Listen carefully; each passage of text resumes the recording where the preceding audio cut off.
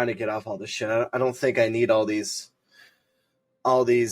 prescriptions that doctors keep giving. I think that we all want to easy out, but the real answer is to learn to be who we are. And if something really crazy happens and you have a scenario where something really dramatic happens in life, I totally understand going to a doctor and getting something. But I've been on some sort of medication for over a decade, and it was starting to make me not me. My temper was an issue. I felt like an automaton all the time, and so I'd rather go through this bit of hard withdrawal of getting rid of all that stuff and being me and learning to be me again than some variation of something else. So, do you feel that it's a lot to do at once, though, instead of like a stepwise fashion? Yeah, but you know what? I don't know. I've always been the kind of guy. It's like, if I want to do something, I'm going to do it now. I'm going to start immediately, and I'd rather go through 3 or 4 weeks of serious withdrawals, and just churn it out, not sleep well, have panic attacks, deal with all the stuff that comes with it, rather than slowly drag it out for 6 to 8 months and still have some of the same symptoms kneeling them way in there, and who knows with this, and never really seeing the change, because I did it and I don't recommend that. Don't cold turkey it. I know my brain chemistry enough, or at least I thought I did, but I thought you stopped that. We just had very stressful conversation. Let me have a babe. I did stop it. First of all, time out. I've vaped since Monday. I have pulled on this thing maybe between 8 and 12 times. This since being like the 12th time. Since Monday, isn't it Monday? No, last Monday. Now. It's like over a week. A week. This is the first time I've touched this today. Got thrown in the trash. No, it's like the last. Come on, just let me have my rafter. Let me have my lifeboat right now. I feel like I'm in a. Anyways. I do that with Doritos. I'm like, throw the goddamn Doritos in the garbage. Oh, they're so good. The only bigger weakness, the only bigger problem I have than eating the Doritos is just going out and buying them. So if they're not there, I'm not going to get them. Hey, everybody, it's Doc. Welcome to the Modern Boomer Podcast. Today is episode 2, season 3. What is it? It's newly March. So yes, it is March. Not too bad. 2024. How you been? What's been going on? We talked about a lot already. Yeah, we did have a little bit of warm up. For the guys that are watching, I'm just working. Life stressors. Medication changes as a grown man, and that kind of chaos that comes from that. And time change. And time change, yeah. And that fucking time change kicked my ass. It did too. I woke up this morning and I was like, "There's no way it's 6:30." It's because it's 5:30, really. It said 6:30, and I was like, I went to work a little late this morning because I was just not going to. I woke up, and I was at work, and of course I wanted to get out. We were going to do the podcast that day, and usually you get out on time. Sometimes you get out a little early, but not that day. And kids who took a bunch of marijuana candies and the Skittles. A bunch of guys who got into a car accident. And it was just like, there's no way I'm getting out of here. So I left an hour and a half late. And then I get home and I have to do charts. And then it's like, oh, by the way, you have to go to work tomorrow. And yeah, you're going to lose an hour of sleep with that too. Yeah. Brutal. I can't compare it to the medical side, but I have been mindlessly working on our project. Last Sunday and Monday, I didn't even sleep. I think I slept an hour. I worked on the project 14 hours almost straight. Outside of like bathroom breaks and, sitting on the couch for a minute to play my sanity. And for those who know, I had a little bit of a panic attack with all that. And I only say this publicly because I think men don't talk about their mental health very often. And I think it's worth being upcoming about it. So yeah, I had a bit of a blowout there. And the time change too. Screwed me up. Throw that on. That's the cherry. Yeah. The cherry on top. Yeah. It's been rough. My mom, I'll talk about this because it's crazy. My mom has been in the hospital for over 3 months straight. And she went into the hospital for like a really quick little procedure. It was supposed to be an overnight. And she had a very bad, like, post-operative complication where her esophagus tore. And she was eating food that was going around her heart instead of into her stomach. What? She they tried to fix a hernia, and I guess her esophagus tore, and basically when you eat and your esophagus is your food pipe that goes from your mouth to your stomach, and if there's a hole in it, it's muscling it down. It's a muscle, right? If you have a hole in it, a lot of the stuff you'll eat will just come out of the hole, and on the way down, it just landed around her heart. So the heart and lungs and all that stuff in there, they don't like non-sterile items entering that area. That's called the mediastinum. So she had like mediastinitis. She went into septic shock. She was on a bunch of blood pressure medicines because she couldn't keep her blood pressure up. She was on the ventilator, and they had to crack her chest up at 80 years old and wash out. That's a whole bunch of food. Crazy. She had 16 undigested pills found floating in her chest. They had to clean it all out. That's going to be a huge thing, too, because obviously those medications are critical medications that should be in the bloodstream. Yeah, so that's not great. But I mean, as someone who's seen something called mediastinitis, which is what that is, I've seen it a couple times. Most people don't survive. An 80-year-old is already kind of, pushing your luck. Yeah, is behind the 8 ball already just because of age and stuff. But she freaking pulled through it, and she survived it. And, good doctors too, right? I guess it's some good doctors. Yeah. Some good doctors in the intensive care. She's now in something called an LTAC, which is a long-term acute care hospital, because she ended up needing a tracheostomy. So she has the hole in the throat. This poor woman is like, I've been on this earth 80 years. Stop putting holes in my body. she comes down sometimes, like when, if you've been on a ventilator, you can only be on it for like 2 weeks or so, and then the balloon that's in there causes I'm taking death. This drink for Doc's mom. Yeah. Because God knows she needs it more than I do. Right. She's already asked. She's like, "Could I get some scotch?" And I'm like, "You can't even have water right now." Put it in the blood. Scotch. Put it in the IV. Literally, I pointed to her little board, and it says your NPO, which in the medical field means nothing per mouth. Os, but that's Latin, but sweet. Nothing per mouth.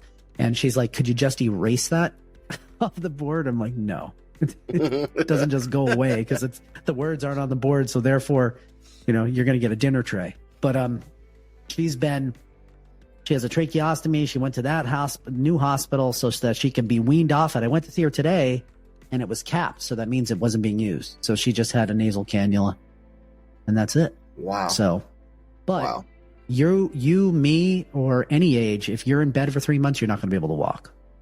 Like, if anybody in bed for 3 months, you're not walking. Yeah. Because, it's kind of like the same thing about like astronauts in space. They have to like get on the bike and stuff like that, because if there's no gravity, if you're not always working against a force, like your muscles will be like, "Hey, I guess you don't need me." The atrophy. Right. So, I remember I had a surgery and I was only in bed for 3 days. I got up, I was like a little wobbly in the legs. So I can't imagine 90 days. Right. So she's probably going to be discharged to rehab this week. And then she has strength training. Gotta get those muscles back. I tell you what, if anyone out there, if I can give any advice, make sure you have like medical, legal, power of attorney and all that shit already set up, because it is a bear when someone's sick and you need to try to get shit done. If she's coherent, can she kind of sign in? She can, but if they're on a ventilator, you can't. So I, as the only child, like, talk about like stressful shit too, on top of work and everything else, it's like you have to go back and forth, like, an hour and a half drive each way, pick up mail, pay the bills, write out her checks, make sure the cat's not dead. She's got a cat. Luckily, the neighbors are taking care of the cat. Do you need me to go live out there for a little bit and take care of all this shit for you? You let me know. I'll bring my computer and I'll work on the project and get some stuff done and take care of the cats. There you go. But that's been brutal. So like, have your shit in order. Make sure your parents have wills. Make sure your parents' needs, God forbid, like they can't make that decision and it falls like squarely on your shoulders. Yeah. Power of attorney, financial and medical is a good idea, because, I tried to call the power company and I asked them a question. They're like, "Do you live in the house?" I'm like, "No." They're like, "You have a power of attorney?" I'm like, "No." And they're like, "Well, we can't talk to you." And I'm like, "I just want to pay you money.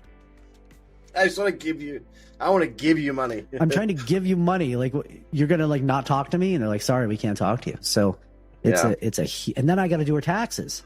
I can't do that without without that. So how much tax does an 80-year-old woman have though? Not much.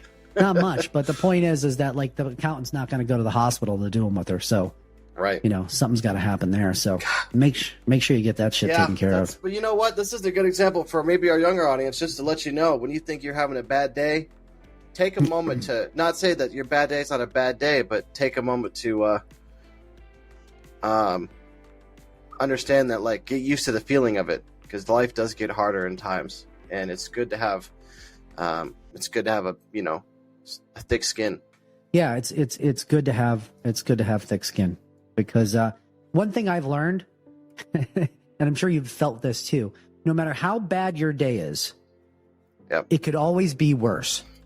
100%. And I'm not saying like try to like think of other people who have it worse, just like work sucks, and then like you'll get work, and then you'll get sick, and now you'll have work to do, and now you're sick. And then, you'll be working and sick, and it can't get any worse. And then, like, something happens to one of your kids, or something happens to your parents, or something like that. And then, all of a sudden, somebody's suing you. Who the hell knows? Like, there's always something else that could happen that could make it much worse. So, absolutely. Count your blessings. Count your blessings. And that also means really much enjoy your moments where things are easy.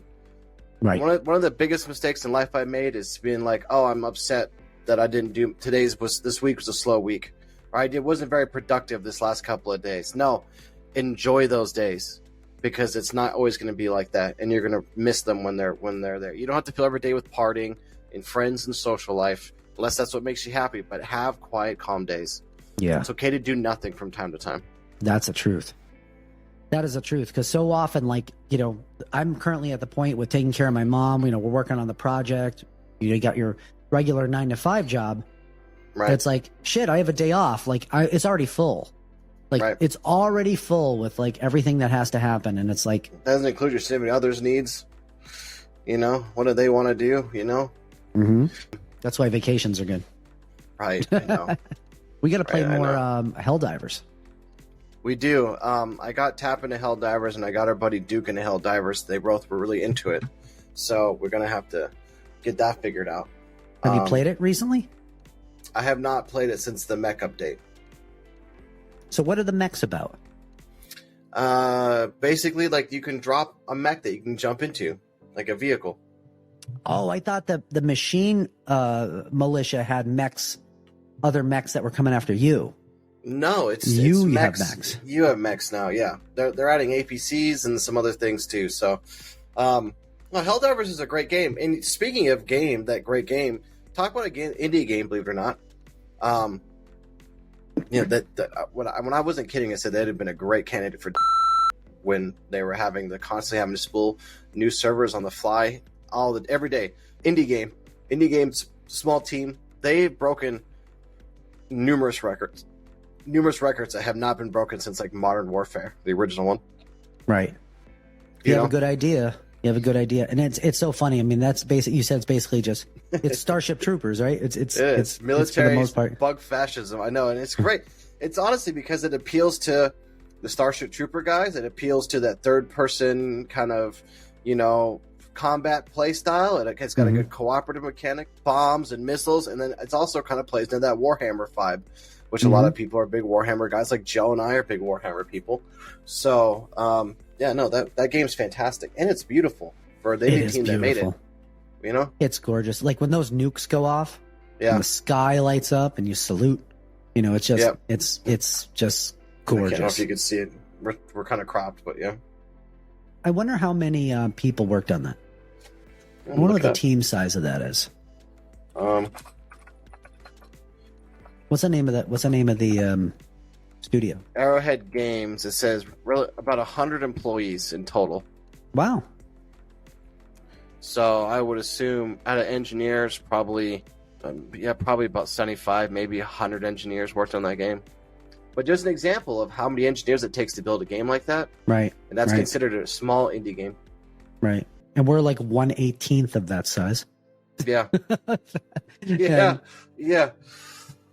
That's why it feels like nothing ever gets done. That's why I feel like we just mindlessly work, because it's like it takes so many man hours, That's why Damon has panic attacks. Yeah. Because he should be commanding at least 30 people. I should have a lot of people, yeah, and a good income on top of those 30 people, right? And he's commanding himself and 2 cats. That's basically it. 3 cats, actually. Cats 3 fucking cats. Lazy. They don't do anything. You know, they hang out there and remind me that, you know, they make me feel so lonely when I'm stuck working in my office for 12 hours straight. They're QA. They just look over your shoulder. Animals bring sanity, though, because there have been many days where I've been sitting here by myself for hours, and these guys never leave my side, you know? Yep. And there's something very powerful by that. Yeah, exactly. Definitely loyal. Dogs laying on the floor next to me. You got the cats, and you don't feel so lonely. You know, you don't feel so lonely working those long hours, so it makes it easier. Is the dog in there now? No, dog's at grandma's right now. There's some dog flu going around, killing dogs left and right. And they're like, don't take your dog outside in your apartment during the day and mingle with other dogs. And so my lady was like, ah! And took her to grandma's because they have like a ranch with acreage. So he's got all his own shitting property to shit on.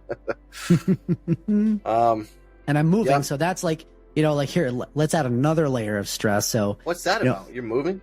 Yeah. So I think we've talked about it before in a less, you know, in a more tangential way, but it was, you know, we're. No, but when are you moving? This fall. Oh, okay, so you got a little time. I do. The kids are all in college. We have one more kid. My wife has a daughter who's just got accepted to IU. So her and her brother are both going to Indiana University. So that's nice. Once they go, like, we just don't need this much house. Like, it's just Doc the 2 of has us. A very large house. Yeah, 2 of us rattling around in a 56 or 5,700 square foot home, and it's like, yeah, I could move in that house and probably never see Doc in a whole day. You could. You stay on your side, I'll stay on my side. It'd be easy. Other than whiskey hour, you know, it'd be easy to be busy.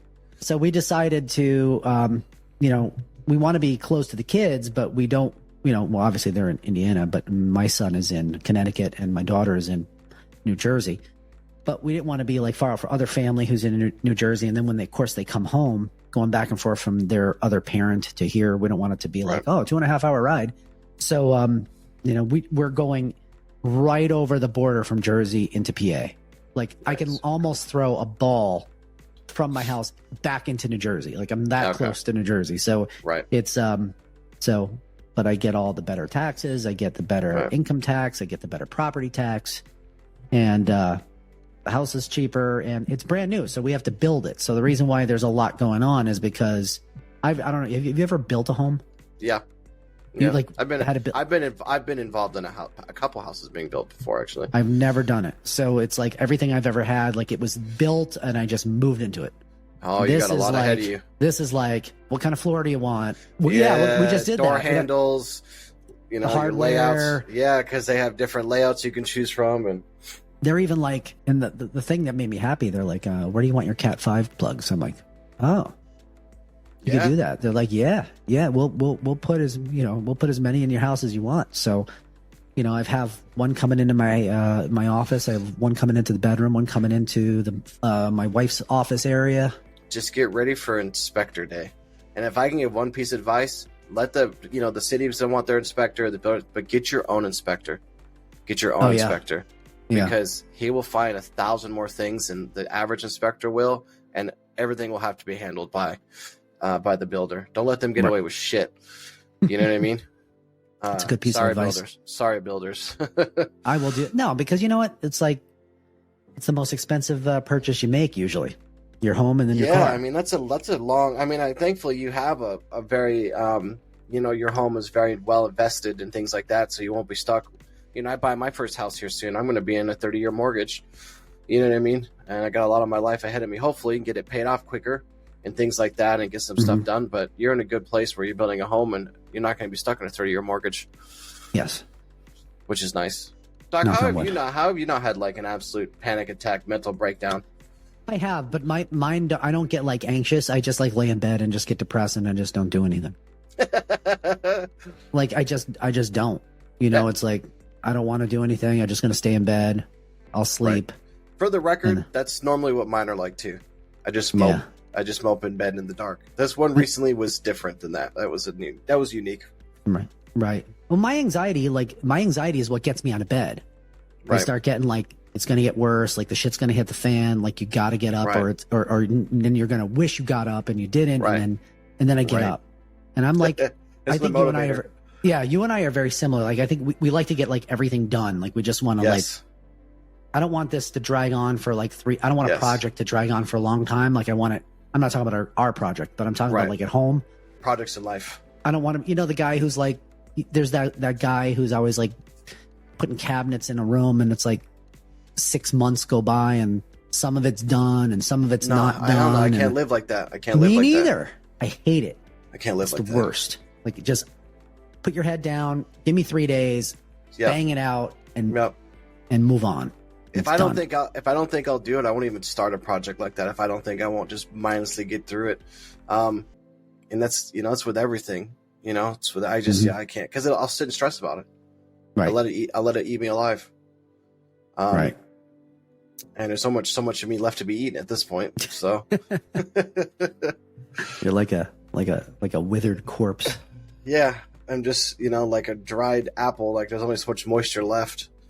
I think we're so busy that at times, like just finding time to play a game, to do a podcast, which is only an hour, right? Not even an hour. Right. And it's just like, where are we going to fit this? I got this going on, got that going on. Yeah. Guilt. I was playing Tarkov last night with Tap and stuff. And, my lady's trying to text me in the background. And eventually it's like, I got off so I can go talk to her because I hadn't talked to her all day. And I know she needs her time too, Right. Man, and then I find myself not even enjoying the game. Like I'll force myself to maybe play the game, or I'll get on. I'll get myself to get on and join the group. I have to have like a pep talk before I even get in the Discord to get ready to be social, get in there and be happy. And then I don't even enjoy the game because I'm thinking about everything else. And that's miserable. It can be a miserable feeling at times. I was talking to, I think you're definitely in the throes of it, but it's funny. We're talking to our friend Soviet who, and he's getting it now because now he's like, he's in school for, he's going to be like a radiology tech and he's also an EMT and he's working in the ER and he's got like tests and, discussions he has to give and stuff he has to read. And, and he's like, I don't have time to grind a game like Glenn does. I don't have time to do this. It's like, no. I just want to, if I'm going to play anything, I need it to be short, sweet, in and out, and I'm done. And most of the time, I don't even have time for that. And I'm like, that's where I was for the last 10 years. There's a conundrum in that, though, because, sadly, being at work at home and being the kind of person I am, all my friends are online. So a lot of my social life is online. And if I want short and sweet in the video game world, there's no such thing as short and sweet social. No, I get that. And so, like, some of my recent stuff has just been kind of lonely. It's super lonely. My lady's been out of town, and I'm working on the project, and I'm not getting a lot of game time in that I feel comfortable doing, so I'm not enjoying the moments. And all of a sudden, you get the most dark despair feeling of loneliness because you need, as a human being, no matter how much of an introvert you are, you got to socialize. You have to have some contact. Which is one of the reasons why I can't wait to move back to Colorado in July, because at least I have some physical friends that I could go have a beer with for an hour, and get that fill, get that met, Yeah. That's important. I had that very same thing today. My wife, I'm like, this was my day off, quote unquote, air quotes, day off, right? So I'm not working a shift in the hospital. So I could go see my mom, get all of her bills put together, get her driver's registration renewed, like do all this stuff today. Talk to lawyers for her, which I, blew up to you on the phone about earlier today because I started like F-bombing and like wanted to throw my drink across the room. But also I was kind of busting Doc's ass about business stuff anyways. I wasn't being a helpful friend this morning. But well, you didn't know all that. So it's like, what do you know? But my wife is like, we were going to go out for dinner tonight. And my wife is like, I'm tired, let me just cook at home. And I'm like, no. She's like, why? And I'm like, listen, this is my only day off. I'm working the next 2 days. I don't go anywhere. I go to Lowe's and like this grocery store. I don't do anything. I'm like, I need to get out of the house. Like, and so we went to Longhorn for steaks. That sounds good. Do you get panic from like when you have to do those errands that like the driving to get there and back is so long that you feel like you're wasting time just in the driving of all that? Sometimes. And what I try to do is I have like people I have to call, and I try to make those calls while I'm driving. Good. So I'm like, it's not wasted time, but yeah, I get like that. That's good. Yeah. How long of a drive do you have? I mean, not too much, but I mean, there's been times where like I've had to drive to the store or go run some errands, and I'm like, get home, like, where the fuck? The sun's down? Where the hell did day go? Yeah. I still got a bunch of shit to do, and it's dark out now. Right. You know? Right. We need 48-hour days is what we need. We do. 40-hour days and 3-day weekends. Yes.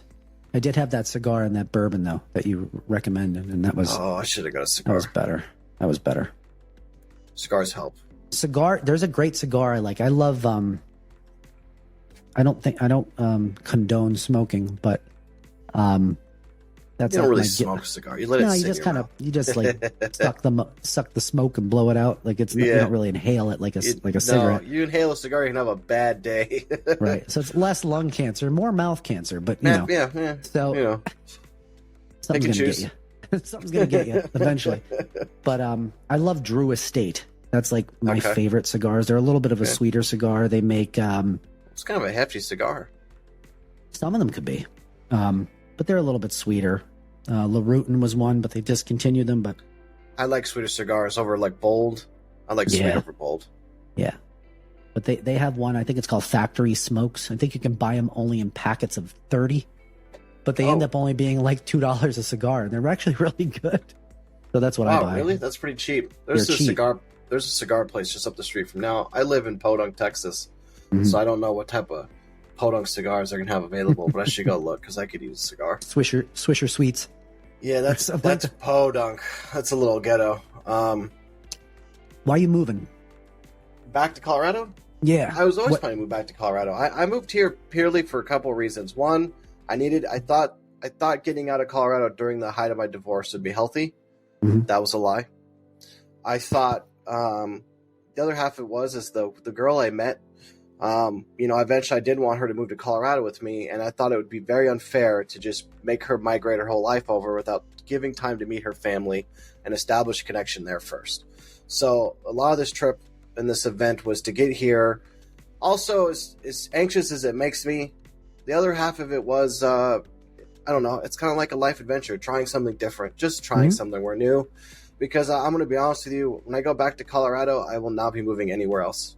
I have tried Florida, California, Texas.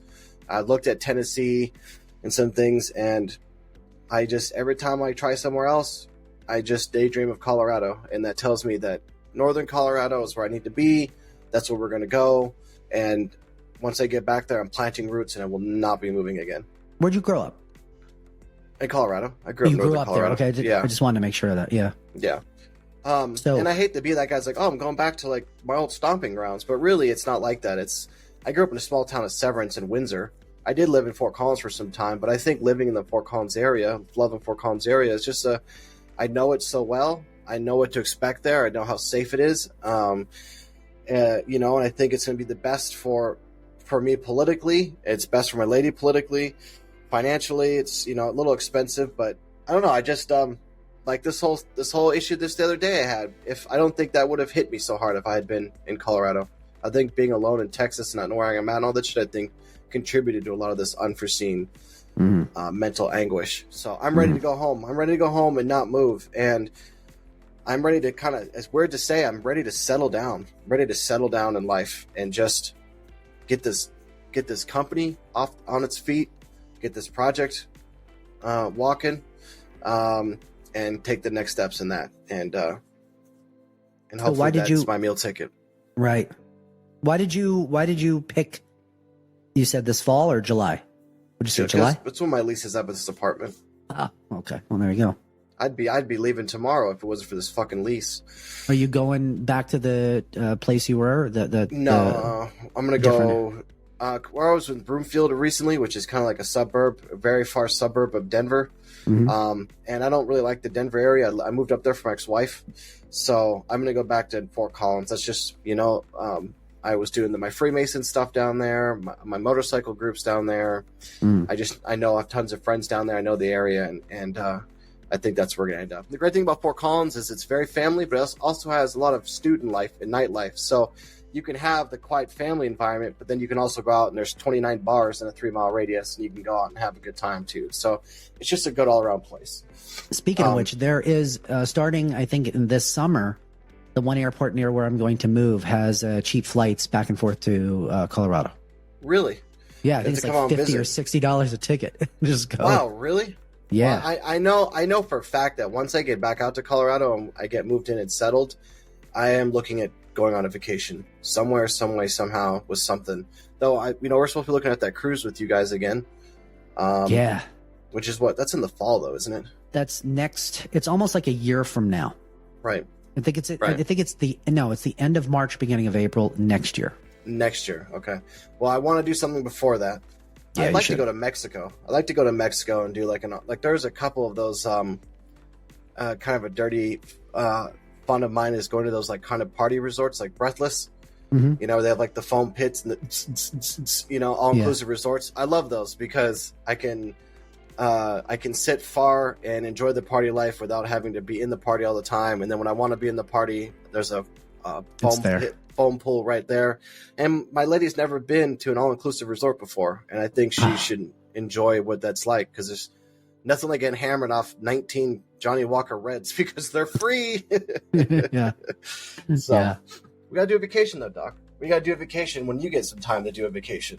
Yes. So the only vacation I'm going to be doing something, because it will be my 50th birthday this summer. So that's ultimate sadness, but what are you going to do? You don't look 50 though. Another trip around the sun, but it's but we'll probably do something for that. We got to be a little careful with the money, because I assume my house will sell fast here, but there's always that chance. There's always that chance you can be carrying like 2 mortgages for a little while. So we'll see how that goes. Happen at all. I think you're going to turn that house around in 5 minutes. This house has actually gone up like $600,000 more than what I paid for it.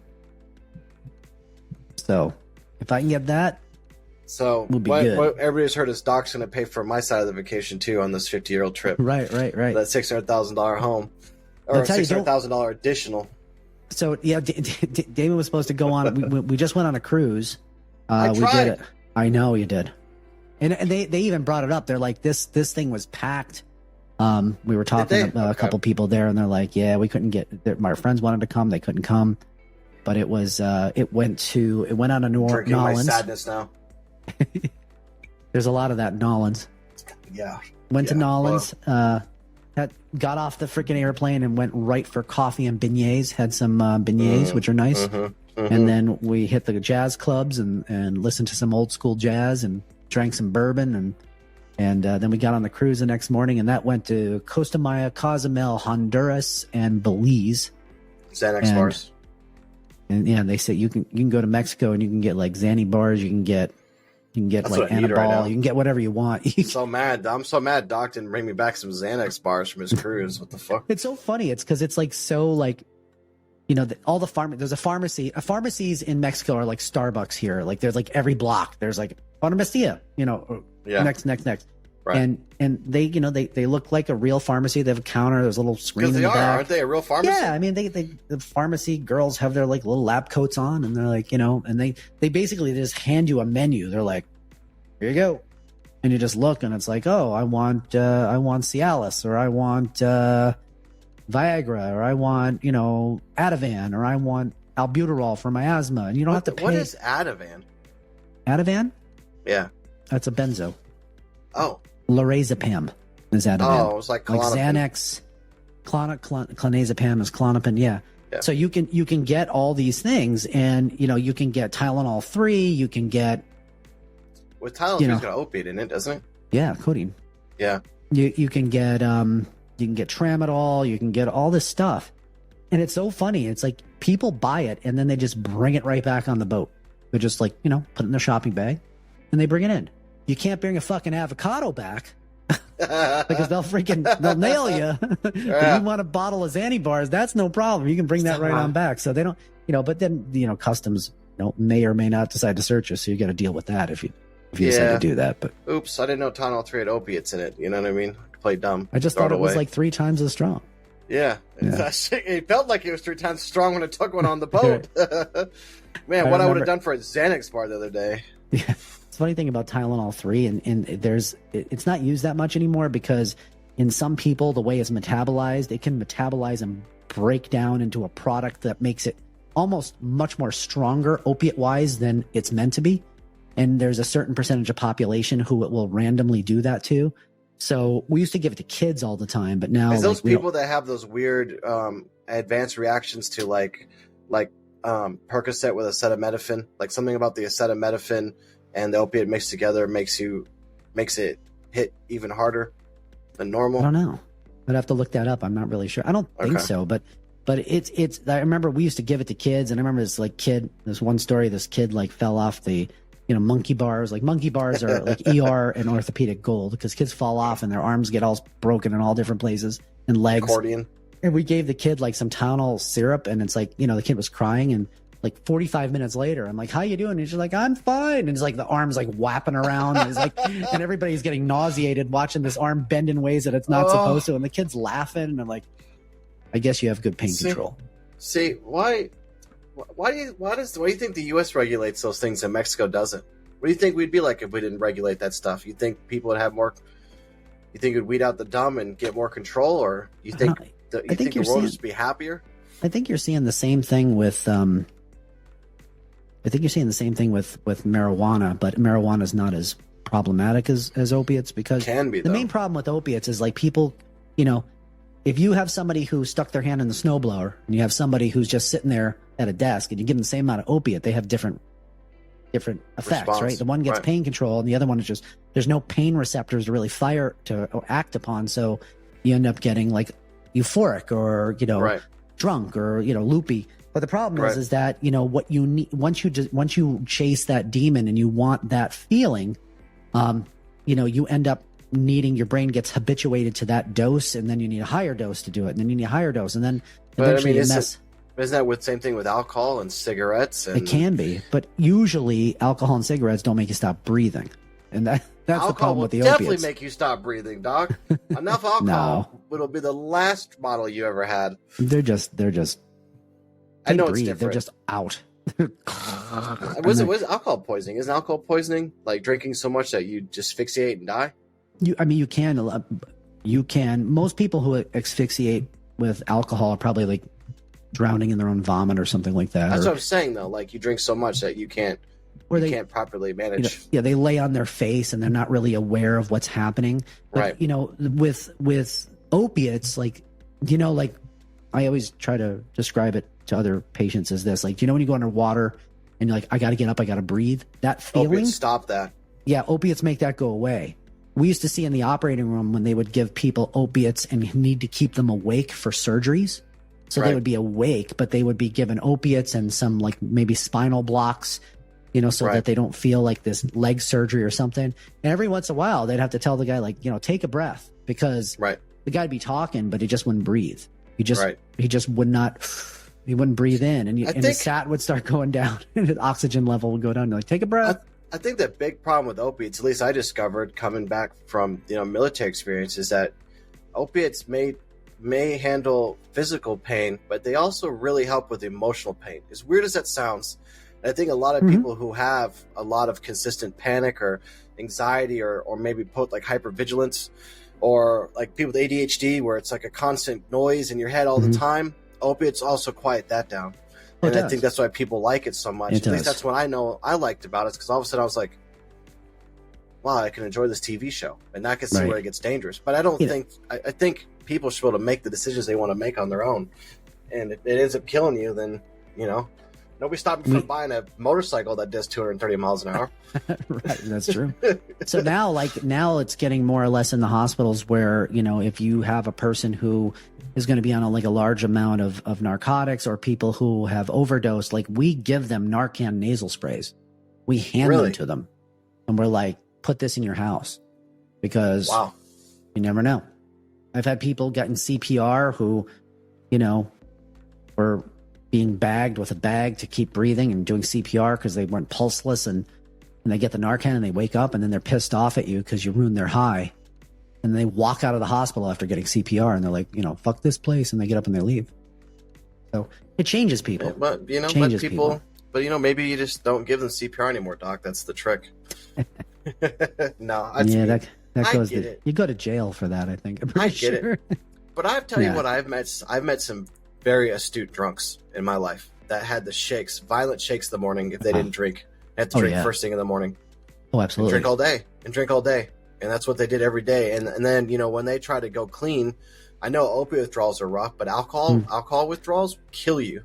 Alcohol and benzos are worse with withdrawal than opiates. Right. Opiates give you the worst freaking GI bug. You're puking, you're sweaty, nauseous. But venlafaxine did that to me, by the way. Yeah. They have similar kind of withdrawal symptoms.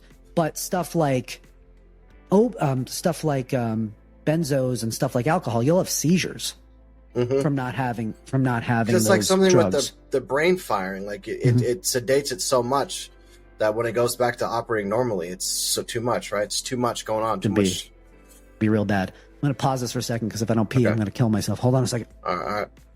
Pee break.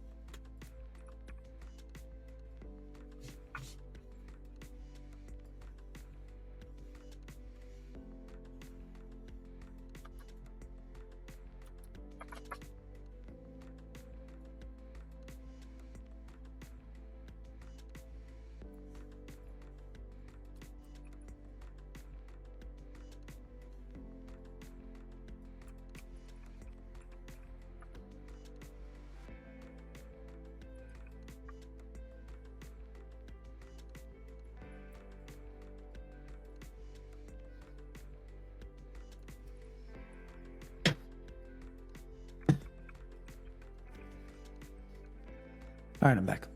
Welcome back. Yeah, so I don't know how we got really on. We talked about the cruise and getting them drugs. Mexico, right. But yeah, it was a fun time. It was not bad sailing, and it was just, you go on a cruise, man, you just at the end of the cruise, you just don't want to consume anymore. And I'm sure if you go to the all-inclusive resort, you'll feel similar, right? Yeah. It's like, I don't want another beer. I've had 100 beers. I don't want any more beer. You get your fill. I don't want another piece of pie. It's just there's already a crane that has to get me and pick me up and place me, other places. I think healthy people can only have so much gluttony until they can't be gluttonous anymore, right. It's like that goldfish, they eat until they just die. Yeah. That was me on my first all-inclusive resort. I was like, wait, I can just go have chicken wings whenever I want, or this whenever I want, or this Japanese restaurant. And there was this French breakfast place that had this great French toast, and I'd sit down and they gave you a little portion, all-inclusive portion. I have 3 of those and it's sitting right there. I'd be like, all right, I'm good to go. I didn't want French toast much after we got back from Mexico. Let's just say that. Yeah, that was a couple of years. What was that? It was 3-4 years ago, right? You were there? Yeah. I remember that. Yeah. I went back. I went to Costa Rica a little before my divorce, weirdly enough, now in retrospect. The same thing, though. All-inclusive. You know what I mean? Can I help you guys? I see the black cat, up top. Luna's like, what was that? What'd you guys drop? What was that? Oh, I see what happened. Oh, that's fine. I think it's just water. So you're going to move back to Colorado and buy a home? We're gonna rent. There's a home I'm gonna rent temporarily, and then during that rental year, it's gonna be investing in buying a home. Nice. Colorado's expensive, so it's gonna be a little bit of a challenge. But I think I'm gonna give up some of these big must-haves that I had for a long time in my life, like land and numerous acreage, and I'm gonna probably give some of that up. Sell all your guns. Hell no. However, there's actually something that I've been looking in with that I've been interested in, and the lady seems interested in it, and it's called a barn dominium or a shome. You ever heard of a shome or a barn dominium? It's like like imagine a nice big barn. Now, don't think like shitty. Think like nice barn, right? Mm-hmm. But even with the big doors where you think animals would be, that's fine. But actually, it opens up into like the inside of the barn. There's also like a house condo built into it. So it's like a barn and a house smashed together into one. And it gives you this big open space. And because we have so many animals and, motorcycles and stuff like that, the barn dominium provides us all the space for those extracurricular activities and the animals, but it still provides you a beautiful modern home with all your normal stuff, and it's just all in one big package. And so that's something we were actually looking at. It's a little crazy, but I'll send you some pictures after this. And yes. You won't think it's so crazy because they're actually beautiful. They're not as crazy as you think they are. I love alternative ways of living. Like I love the micro homes. I get caught up watching those videos of these people. I watch those in bed before I go to sleep. They create the houses out of storage containers and like all this crazy shit. And I'm like, oh, that's really cool. So right. That's right up my alley. Like what you're talking about. I love interesting, different. I'm gonna send you a picture. Let's see if I can find one that's not as crazy. But yeah, so that's something, we were looking into, and they've actually kind of taken off in Colorado and Texas too. They're selling them for dirt cheap here, but I refuse to live in the state any longer. But you can get so much. Now they can sometimes have a bit of almost like an industrial look to them in a little way, or like a warehouse look. But you don't have to go that way. But you get these big, like barn doors on one side, but it just opens up this huge open floor plan. That's awesome. Like a mix of a garage to your living room to your kitchen, and then all your living up top, and with all the animals and stuff, and the kind of the life that I live, with my lady and that kind of stuff. It's right up our alley. So. It ends up working out in that way, and so I think that's our end goal. Will we start there? Probably not. Probably gonna get a little like a established home in a nice neighborhood for a little bit, but you get a home, you get vested in it, then you sell that home just like what Doc's doing right now, and then you go out and you get your dream home. That sounds great. I'm in a bit of a financial repair stage right now because my divorce. I hate to say it, but my divorce really hit my credit and me hard. I think it does most people. I don't think I'm alone in that. It does. I got creditors up my ass because all of a sudden I inherited all this debt that my ex-wife was that accrued, and I'd rather take her debt than alimony. So it was a worthwhile exchange, right? But my credit went from 800, and now it's not. I probably couldn't get a candy bar if I wanted to. So no. But we'll pay. But just pay it off. Just keep paying it off. Keep paying it off. Yeah, there's going to be some late marks and some things like that. But I challenge that shit anyways. The minute I start paying those things off, I start challenging the marks. And half the time, those companies can't even prove that the marks are accurate, and then they rip them off your credit anyways. So that's a little life advice. Absolutely. Absolutely.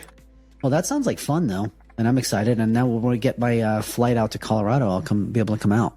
Yeah, I got some cool places to take you down Brewery Road in Fort Collins with New Belgium and Odell and all of those companies that are down there. And you don't have to pay. We just do like the brewery trips, the brewery tours. You get hammered by like the fourth brewery. They're all free beer the whole time. You don't buy it. Where's Breckenridge Bourbon? Is it in Breckenridge, Colorado? Or is it outside Breckenridge Bourbon's in Denver. I could take you there too. Like Stranahan's. I'd like to see that. Yeah, I honestly recommend Stranahan's whiskey or Stranahan's Scotch. They have a great tour that they do where you get like custom little glasses, and when you go, and they let you taste the tails, which are like 175 proof. It's gasoline. That's awesome. Yeah, we'll definitely go. I'd love to do that. There's a couple good places like that, and a lot of microbreweries too. A lot of micro distilleries as well in Fort Collins that just little hole in the walls that you can actually go smoke a cigar in the patio there and enjoy a drink, and because it's out and unincorporated. That sounds like fun. We were just the other day, when we went to that design thing, I talked about picking all that stuff for the house. Mm-hmm. We went down to Bethlehem, Pennsylvania, which is next to Allentown. And we went to Steel. Right. We went to a place called Social Still. So it's a distillery that's like built into an old bank. And it's just that's cool. They make their own bourbon, they make their own gin, make their own they don't make rye, but they make vodka. And their drinks are really good. Really good. Good food. What's your big thing about PA? You just know it, grew up there, just comfortable? Kind of like me in Colorado? I can give you a bunch of reasons. One is obviously the money, right? Right. First of all, the cost of living is less.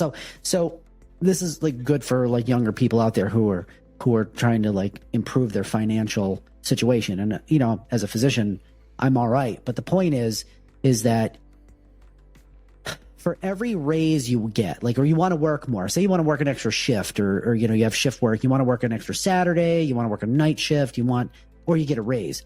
The bottom line is whatever you make on that, you're really only going to keep 60% of it, or, 60-some%, depending on what tax bracket you're in.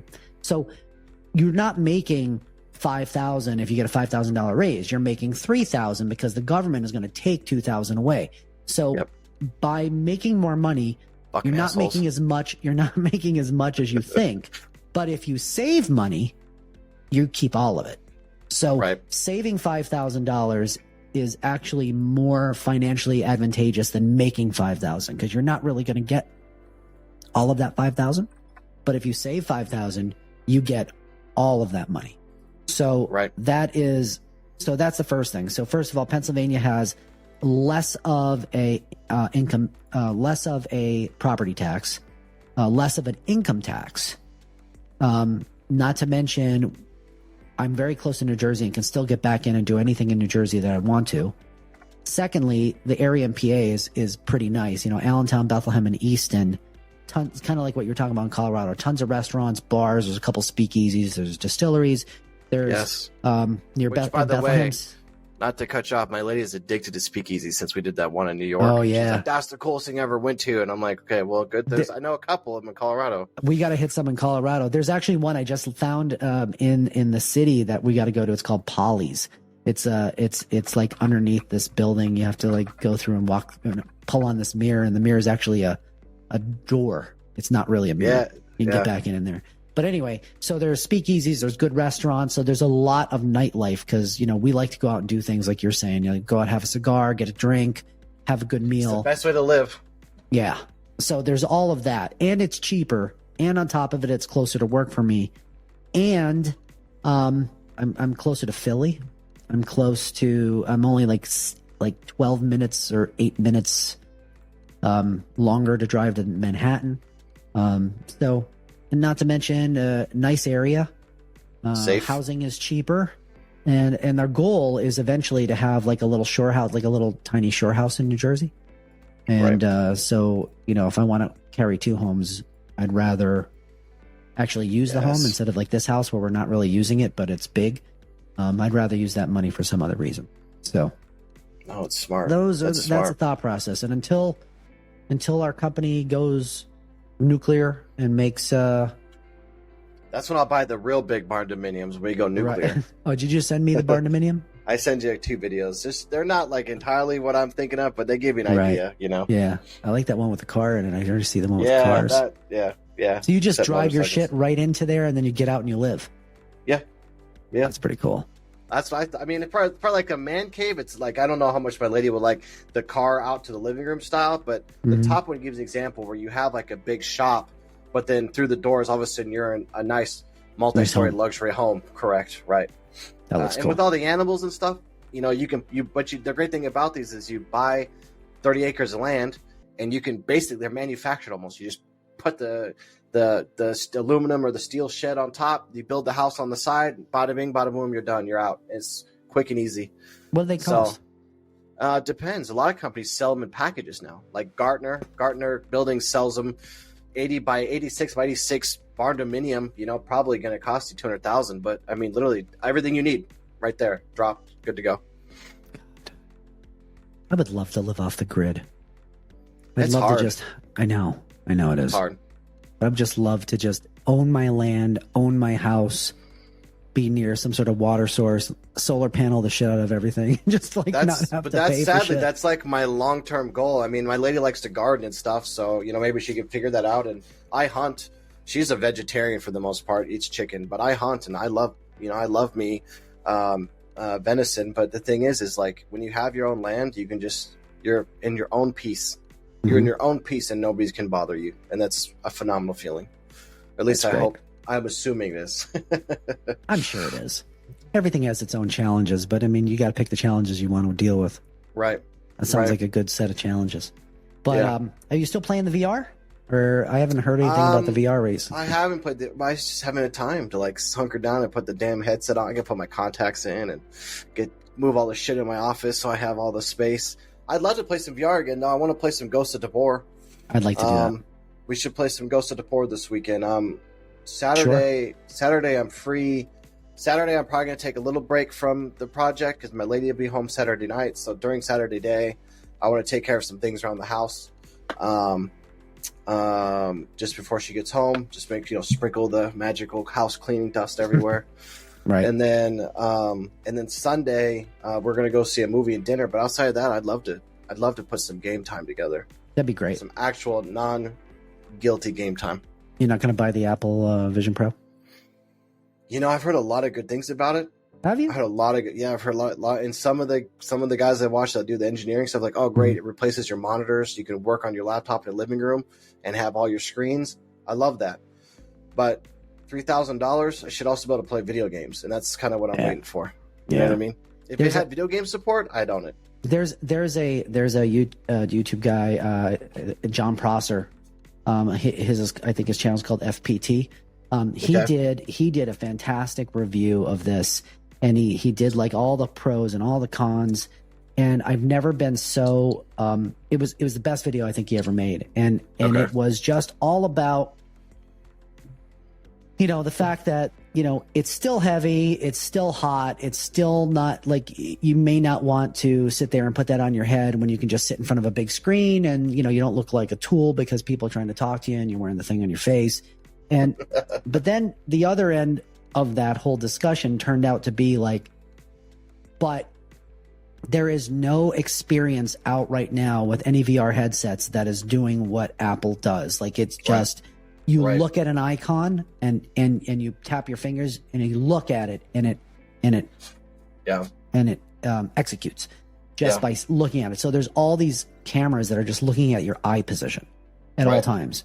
And not only that, but it reads your iris to log you in. It's like, so the technology is something that's super elevated over regular. The screens are really, really high def. You can't see any screen door effect. And, but like all these companies, like you have to start somewhere. So it's going to be heavy. It's going to be bulky. But like, remember the original cell phone? It looked like a fucking shoe, right? Now look at it. And I'm assuming that, Android will come out with their version of it here at some point that will have Windows support or game support, But I would love to have something that allows me to, I watched a video of a guy who's using one to do repairs on a very old car. Oh, yeah? And he had the manuals open. So he could look through the glass and do the repairs in real life, but on the corner of his eyes, he had the manuals and a video of the car repair going on and how this is torn apart. And I'm like, think about like my motorcycle, which it looks like I don't know, something from an alien planet with how much they pack in this little frame. Something like that'd be amazing for me. And I could record what I'm doing and look back at it and all sorts of stuff. And or again, like I said, one of my biggest issues with not working at coffee shops or working outside is I need monitor space. If I had something that would let me have a lot more programming space, I would never be in my office for work. I'd be everywhere but my office. You know what I mean? I'm a slave to my office because I need the monitors to do my job. So, something like that would set me free in a weird way. So, I mean, I'm definitely keep my eye on it, and I'm definitely interested, but I want to be able to use it for games. I would love to play Ghost of War on something as high quality as that. Right. I totally agree. Tracking your eye movements and shit, they could probably do a lot of cool game technology with that kind of stuff. Right. So I think it will come. I mean, I think you'll see like each iteration of this is going to be a little lighter. Battery life's going to be a little bit better. You know how it is. And they'll whittle it down, and then hopefully if it gets that popular, like the game companies will follow. They will. They will. Apple has to follow. You can get Call of Duty on your phone. Now, it's obviously not the same thing, but the point is that if it's that popular, then companies will invest in it and make something for it. I just think Apple needs to offer, interfacing licensure costs for companies to like, hey, look, you can take our, you can access our headset, pay us this much money. You can use our headset in your VR experience, or maybe OpenXR, which is like the Open VR framework. Support for OpenXR. I'd buy one. I'd buy one immediately over the Steam VR or anything like that. I'd buy the Apple one. I'm still waiting for somehow for OS 11 to be able to adapt DirectX, and they're gonna happen now with the new M2 chips or M1 chips. Right, now it's getting more ARM, so they're going different different architecture direction, but fucking ARM. Maybe someday. I think everything will go to ARM someday. No. I think x86 has too high of a grip, too strong of a grip. No, I think ARM has its issues too. There's a lot of things that you can't do in ARM easily, like certain types of division is really hard to do in ARM, and it requires because it's reduced instructions. It may be in reduced instructions, but you got to do a lot more instruction requests to do the same thing you could do in a couple instructions in x86. So even though it always maybe be power saving and that kind of stuff and run cooler and all those things, I think x86 will always have a place. If anything, they should come up. I think they need to make like a trimmed x86. That's what they need to do. Find a way to trim out a lot of the opcode graveyard and clean up x86. And that would probably be a huge winner. But ARM has its place with Apple like that, where everything is contained in the OS and people don't do anything crazy and it's all packaged together. It's perfect. But for video games and stuff, I don't ever see ARM taking that over. Yeah. Or at least not in our lifetime. Oh, well, I think we'll see something in our lifetime, but by that time, I don't even know if we'll be playing video games anymore. Be golfing and timing my Viagra intake. Your Viagra intake and driving your sports car with my golf cart convertible. Golf cart. Right. All right. Well, we're about probably. I know we started this earlier than an hour and 20 minutes. It's probably about an hour and 5, under hour and 10. That's what we'd like to do. I just want to close off by saying, hey, don't be afraid to have weak moments. Don't be afraid to get overwhelmed. Don't be afraid to have breakdowns, and take a moment and have a shower beer or sit in your bedroom and just freak out for a little bit. It's healthy. It's okay. But, the world is hard right now. Life is hard. So it's okay. Go out and get help if you need help. I know we've talked about it in the past, but don't be afraid to ask for help or even talk to friends. Right. So, and it doesn't get it doesn't get easier. Not to put a damper on the future, but with age comes more responsibility, more stressors, more health, more financial things, and it's just learning to deal with that at an early age is good, because you'll have no choice but to deal with it later, and how you deal with it may be healthy or unhealthy, and having some tools in your box is a good idea. Absolutely. To deal with it. Absolutely. So, Damon has his bottle of Jack, and just takes the edge off. It just takes the edge off. Yeah. Drink responsibly. Drink, yes. Everything responsibly. Right. But I think that's all I got. All right, guys. Till next time. Thanks for watching. Have a good one. See you guys.